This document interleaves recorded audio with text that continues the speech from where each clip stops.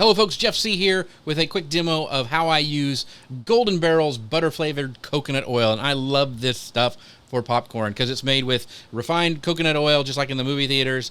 It's colored just with beta carotene, so it doesn't have any funky colorings in it. And you can use it for like a substitute for butter in baking or making popcorn. And this is how I use it. So I get about 2 to 3 tablespoons of it, and I put it inside my popcorn machine.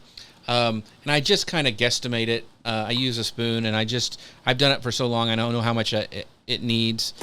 This stuff will liquefy a lot of times at room temperature, so if you don't want to pour it in, you can put it in the fridge for a little bit, and it'll kind of solid up like you see it here, and then put the top back on for storage.